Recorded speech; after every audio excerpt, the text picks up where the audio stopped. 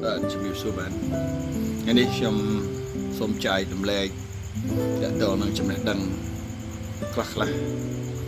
ជាកតេក្នុងការកើតរំលឹក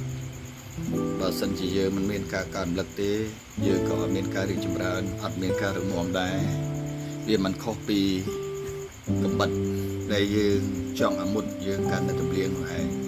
ថ្ងៃនេះខ្ញុំសូមលើកឡើងពីទស្សនៈដែលខ្ញុំយកឃើញមួយចំនួនទី1ដើម្បីឲ្យយើងកាន់តែរឹងមាំនៅក្នុងវិถีជីវិតចំណុចសំខាន់ទី1គឺយើងប្រឹងកែប្រែពង្រឹងសមត្ថភាពខ្លួនឯងចំណុចទី2ប្រឹងកែប្រែអេរិយាបថទី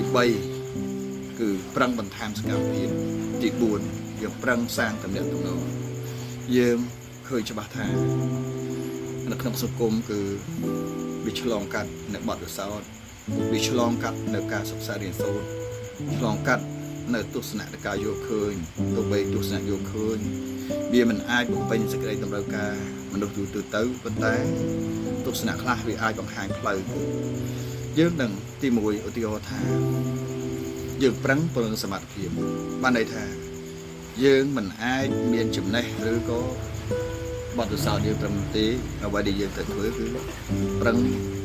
ចំណុចទី1គឺប្រឹងពង្រឹងសមត្ថភាពប្រឹងសមត្ថភាពយ៉ាងម៉េចគឺផ្លាស់ប្ដូរអ្វីដែលយើងគិតថាมันអាចទៅរួចគឺព្យាយាមរៀនបន្តបង្កើតចំណេះដឹងនិងជំនាញផ្សេងៗដើម្បីឲ្យប្រឈមមុខនឹងបញ្ហាផ្សេងៗយើងអាចឆ្លងកាត់ឬក៏យើងអាចដោះស្រាយបាននេះជាចំណុចទី1យើងត្រូវតែកែប្រែទាក់ទងនឹង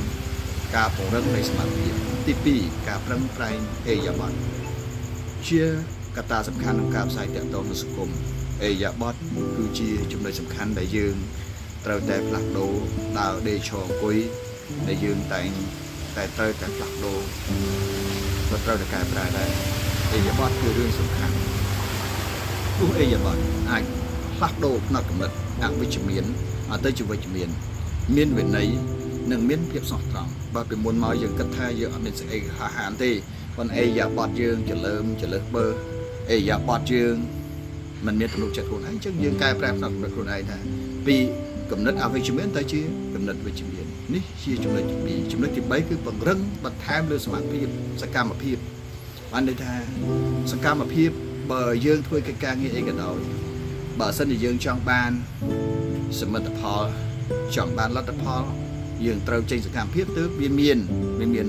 សមិទ្ធផលកើតឡើងវាមិនអាចដេករងចាំសំណាងទេ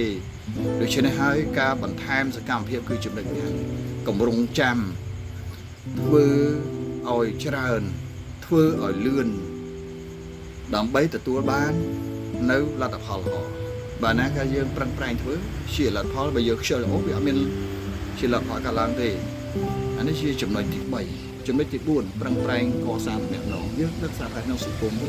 យើងមិនអាចរស់នៅតែឯងយើងមិនអាចនៅតែក្រុមគ្រួសារមួយទេក្នុងសង្គមយើងត្រូវការផ្ស័យតាក់ទងរវាងសាច់ញាតិរវាងបងប្អូនឬក៏អ្នកជុំវិញខ្លួនឲ្យបានល្អបើយើងខ្វះការទំនាក់ទំនងធ្វើឲ្យយើងនឹងក៏ខ្វះសេចក្តីសុខផងដែរយ៉ាងម៉េចបានយើងចង់និយាយការផ្ស័យតាក់ទងគឺបង្កើតជាចំណងមិត្តភាពល្អធ្វើឲ្យមនុស្សនឹងជុំវិញខ្លួនមានការផ្ស័យតាក់ទងក៏ដូចជាការចាប់អារម្មណ៍រវាងគ្នាទៅវិញទៅមកធ្វើឲ្យយើងបង្កើតសាមគ្គីភាពកាលណាយើងឲ្យតម្លៃគេកាលណាយើងផ្ដល់គុណតម្លៃឲ្យគេតំណាក់តំណងរបស់យើងគឺមានភាពជំនឿទុកចិត្តរវាងគ្នាមកតែបើសិនយើងអត់មានភាពកក់ក្ដៅយើងអត់មានការផ្សាយតងគឺវាអត់មានទេ